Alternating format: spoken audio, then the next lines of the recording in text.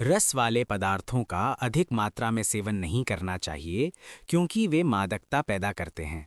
और तब पुरुष अथवा स्त्री के पास वासनाएं वैसी ही दौड़ी आती हैं जैसे स्वादिष्ट फल वाले वृक्ष के पास पक्षी। अप्रमाद की बात कही वो भीतर की बात थी, तत्काल रस की बात कही वो बाहर की बात है। कहा कि भीतर जागते रहो, होश संभाले रखो, और फिर तत्काल ये कहा कि बाहर से भी वही लो अपने भीतर जो बेहोशी ना बढ़ाता हो। नहीं तो एक आदमी ध्यान करता रहे और शराब पीता रहे तो ये ऐसे हुआ कि एक कदम आगे गए और एक कदम पीछे आए। फिर जिंदगी के आखिर में पाया कि वहीं खड़े हैं, खड़े नहीं गिर पड़े हैं, वहीं जहां पैदा हुए थे। तो इसमें हैरानी ना होगी क्योंकि हम सब यही कर रहे हैं। एक कदम जाते हैं, तत्काल एक कदम उल्टा वापस लौट आते हैं। तो इससे बेहतर है जाओ ही मत, शक्ति और श्रम नष्ट मत करो। अगर भीतर अप्रमाद की साधना चल रही है, भीतर ध्यान की साधना चल रही है, तो महावीर कहते हैं फिर ऐसे पदार्थ मत लो जो बेहोशी बढ़ाते हैं। और पदार्थ ऐसे हैं जो बेहोशी बढ़ाते हैं। मादक ऐसे पदार्थ हैं जो हमारे भीतर के प्रमाद को सहारा देते हैं। इसलिए आप देखें, एक आदमी शराब पी लेता है और तत्काल दूसरा आदमी हो जाता है। इसलिए तो शराबी को भी शराब का रस है कि एक ही आदमी रहते ऊब जाता है, अपने से ऊब जाता है। जब शराब पी लेता है तो ज़रा मज़ा आता है, नई जिंदगी हो जाती है, नया आदमी हो जाता है। ये नया आदमी कौन है? ये शराब से नहीं आता, ये नया आदमी भीतर छिपा था। शराब इसको सिर्फ सहारा दे सकती है। शराब आपके भीतर कुछ पैदा नहीं करती, जो छिपा है उसको उकसा सकती है, जगा सकती है। इसलिए बहुत मज़ेदार घटनाएं घटती हैं। एक आदमी शराब पीकर उदास हो जाता है, एक आदमी शराब पीकर प्रसन्न हो जाता है।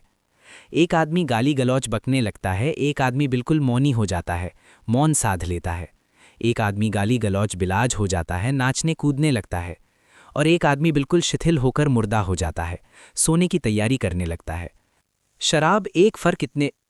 शराब कुछ भी नहीं करती, जो आदमी के भीतर पड़ा है उसको भर उत्तेजित करती है। तो अक्सर उल्टा हो जाता है, जो आदमी आमतौर से हंसता रहता है वो शराब पीकर उदास हो जाता है, क्योंकि हंसी झूठी थी, ऊपर ऊपर थी, उदासी भीतर थी, असली थी। शराब ने झूठ को हटा दिया। शराब सत्य की बड़ी खोजी है। शराब ने असत्य को हटा दिया। वो जो हंसते रहते थे बन बन के, अब उतना भी होश रखना मुश्किल है कि बन के हंस सकें। अब बनावट नहीं टिकेगी, हंसी खो जाएगी। और वो जो हंसी के नीचे छिपा रखा था, अंबार लगा रखा था उदासी का, दुख का, आंसुओं का, वो बाहर आने लगेंगे। इसलिए गुरुजी के पास जब भी कोई जाता था, 15 दिन तो वो धुआंधार शराब पिलाता था, सिर्फ उसकी डायग्नोसिस, उसके निदान के लिए। 15 दिन वो उसे शराब पिलाता जाता है, जब तक कि उसे बेहोश ना कर दे। इतना कि जो उसने ऊपर ऊपर से थोपा है वो टूट जाए और जो भीतर भीतर है वो बाहर आने लगे। तब वो उसका निरीक्षण करता है। गुरुजी ने कहा है कि जब तक कोई साधक मेरे पास आकर 15 दिन जितनी शराब मैं कहूं उतनी पीने को राजी ना हो, तब तक मैं साधना शुरू नहीं करता, क्योंकि मुझे असली आदमी का पता ही नहीं चलता कि असली आदमी है कौन। जो वो बताता है मैं हूं, वो नहीं। उस पर मैं मेहनत करूं वो बेकार जाएगी, वो पानी पर खींची गई लकीरें सिद्ध होंगी। और जो वो है उसका उसको भी पता नहीं, उसने उसे दबा चुका है जन्मों जन्मों, उसका उसे भी पता नहीं कि वो कौन है। इधर मुझे भी निरंतर ये अनुभव आता है। एक आदमी आकर कहता है कि ये मेरी तकलीफ है, वो उसकी तकलीफ ही नहीं है। वो कहता है ये मेरा रोग है, वो उसका रोग ही नहीं है। वो समझता है कि उसका रोग है, ये रोग उसकी परत का रोग है, और परत वो है नहीं, परत उसने बना ली। एक आदमी आता है और कहे कि मेरी कमीज पर जो दाग लगा है ये मेरी आत्मा का दाग है, अब इसको मैं धोने में लग जाऊं, ये धुल भी जाए तो भी आत्मा नहीं धुलेगी, क्योंकि ये दाग कमीज पर था, आत्मा पर था नहीं। ये ना भी धुले तो भी आत्मा पर नहीं है। इस आदमी को मुझे नग्न करके देखना पड़े कि इसकी आत्मा पर दाग कहाँ है। उसको धोने में कोई सार है, इसकी कमीज को धोने में समय गंवाना व्यर्थ है। गुरुजी 15 दिन शराब पिलाता था, पूरी तरह बेहोश कर देता, डुबो देता बुरी तरह।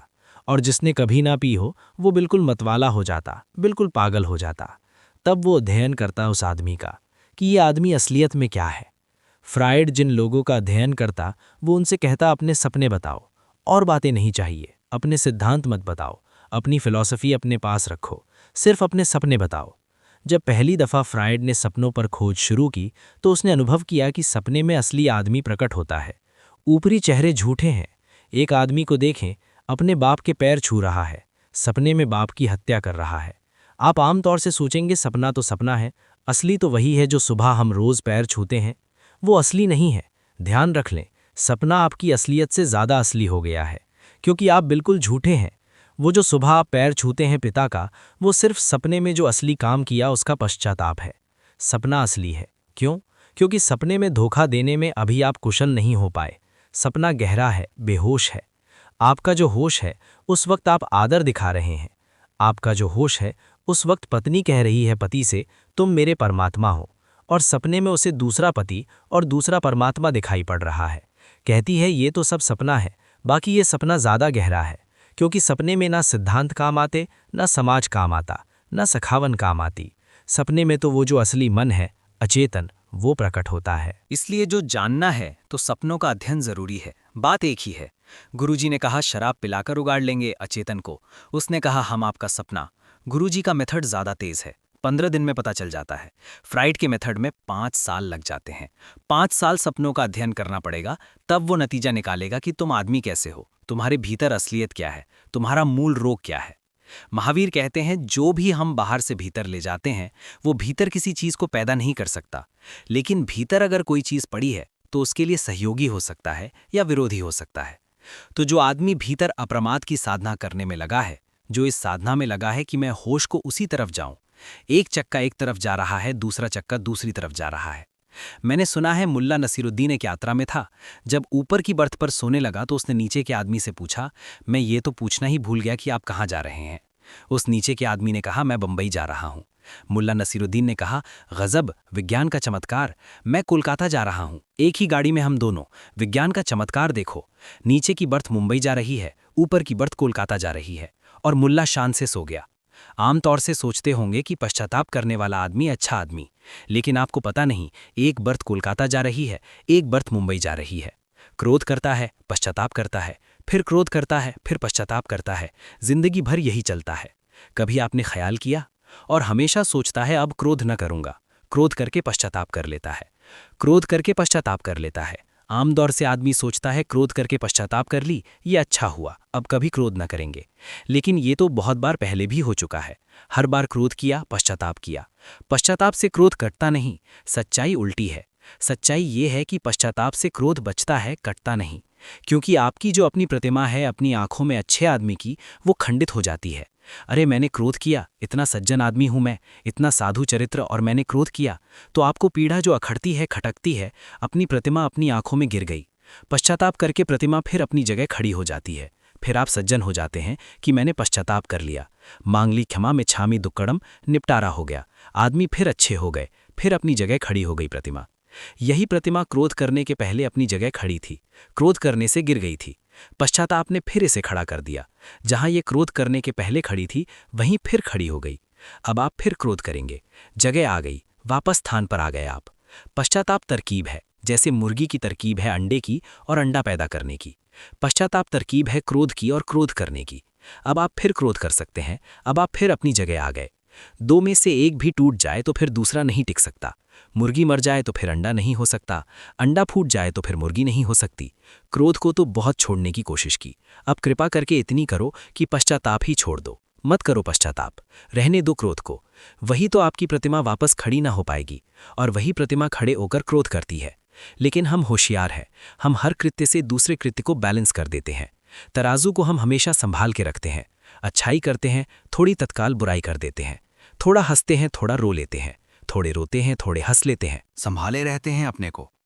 हम नटों की तरह हैं जो रस्सियों पर चल रहे हैं, पूरे वक्त संभाल रहे हैं। बाएं झुकते हैं, दाएं झुक जाते हैं, दाएं गिरने लगते हैं, बाएं झुक जाते हैं। अपने को संभाले हुए हैं, रस्सी पर खड़े हुए हैं। आदमी तभी पहुंचता है मंजिल तक जब उसके जीवन की यात्रा इस चमत्कार से बच जाती है कि एक बर्थ मुंबई, एक बर्थ कोलकाता। जब आदमी एक दिशा में यात्रा करता है तो परिणाम, निष्पत्तियां, उपलब्धियां आती हैं, नहीं तो जीवन व्यर्थ हो जाता है, अपने लिए हाथों व्यर्थ हो जाता है। तो महावीर कहते हैं ऐसे रस का अधिक मात्रा में सेवन नहीं करना चाहिए। महावीर बहुत ही सुविचारित बोलते हैं। उन्होंने ऐसा भी नहीं कहा कि सेवन नहीं करना चाहिए क्योंकि वो अति हो जाएगी। कभी सेवन करने की जरूरत भी पड़ सकती है, कभी जहर भी औषधि होता है। महावीर बहुत सुविचारित हैं, एक एक शब्द उनका तुला हुआ है। कहीं भी वे अति नहीं करते, क्योंकि अति में हिंसा हो जाती है। वे ऐसा नहीं कहते कि ऐसा करना ही नहीं चाहिए, वे इतना ही कहते हैं, अधिक मात्रा में सेवन नहीं करना चाहिए। ध्यान रहे, औषधि की मात्रा होती है, शराब की कोई मात्रा नहीं होती। शराब का मज़ा ही अधिक मात्रा में है। औषधि की मात्रा होती है, औषधि मात्रा से ली जाती है, शराब कोई मात्रा से नहीं ली जाती। और जितनी मात्रा से आप लेते हैं, कल मात्रा बढ़ानी पड़ती है, क्योंकि उतने आप आदी होते चले जाते हैं। जितनी आप शराब पीते चले जाते हैं, उतनी शराब बेकार होती चली जाती है। फिर और पियो तो ही कुछ परिणाम दिखाई पड़ता है। ध्यान रहे, अगर एक आदमी शराब पी रहा है तो मात्रा बढ़ती जाएगी, और अगर एक आदमी शराब को दवा की तरह ले रहा है तो मात्रा घटती जाएगी, क्योंकि जैसे जैसे बीमारी कम होगी मात्रा कम होगी, और जिस दिन बीमारी नहीं होगी मात्रा विलीन हो जाएगी। और अगर एक आदमी शराब नशे की तरह ले रहा है तो मात्रा रोज बढ़ेगी, क्योंकि हर शराब बीमारी को बढ़ाएगी और ज्यादा शराब की मांग करेगी। मुल्ला नसीरुद्दीन कहता था, मैं कभी एक पैग से ज्यादा नहीं पीता। उसके मित्रों ने कहा, हद कर दी, झूठ की भी एक सीमा होती है, अपनी आंखों से तुम्हें पैग पर पैग ढालते देखते हैं। तो मुल्ला ने कहा, मैं तो पहला ही पीता हूं। फिर पहला पैग दूसरा पीता है, फिर दूसरा तीसरा पीता है। अपना जिम्मा एक का ही है, उससे सिलसिला शुरू हो जाता है, बाकी का हम जिम्मेदार नहीं हैं। हम अपने होश में एक ही पीते हैं, फिर होश ही कहाँ, फिर हम कहाँ, फिर पीने वाला कहाँ, फिर तो वो शराब ही शराब को पिए चली जाती है। वो ठीक कह रहा है। बेहोशी का पहला कदम आप उठाते हैं, फिर पहला कदम दूसरा कदम उठाता है, फिर दूसरा तीसरा उठाता है। जिसे बेहोशी को रोकना है उसे पहले कदम पर ही रुक जाना चाहिए, क्योंकि वही उसके निर्णय की ज़रूरत है। दूसरे कदम पर रुकना मुश्किल है, तीसरे पर असंभव हो जाएगा। हर रोग हमारे मानसिक जीवन में पहले कदम पर ही रोका जा सकता है, दूसरे कदम पर रोकना बहुत मुश्किल है। जितना हम आगे बढ़ते हैं उतना ही रोग भयंकर होता चला जाता है। और जो पहले पर नहीं रोक पाया, वो अगर सोचता हो कि तीसरे पर रोक लेंगे तो वो अपने को धोखा दे रहा है, क्योंकि पहले पर वो मजबूत था, ताकतवर था, तब नहीं रोक पाया। अब तीसरे पर रोकेगा जब कमज़ोर हो जाएगा। इसलिए महावीर कहते हैं, अधिक मात्रा में सेवन नहीं करना चाहिए, क्योंकि वे मादकता पैदा करते हैं। मत पुरुष अथवा स्त्री के पास वासनाएं वैसे ही दौड़ी आती हैं जैसे स्वादिष्ट फल वाले वृक्ष के पास पक्षी। लेकिन हम तो चाहते हैं कि स्वादिष्ट फल बन जाएं, हम लदे हुए वृक्ष, सारे पक्षी हम पर ही डेरा कर लें। तो जहां नहीं भी हैं फल, वहां हम झूठे नकली फल लटका देते हैं, ताकि वृक्ष पर दौड़े हुए लोग आएं। पक्षी तो धोखा नहीं खाते,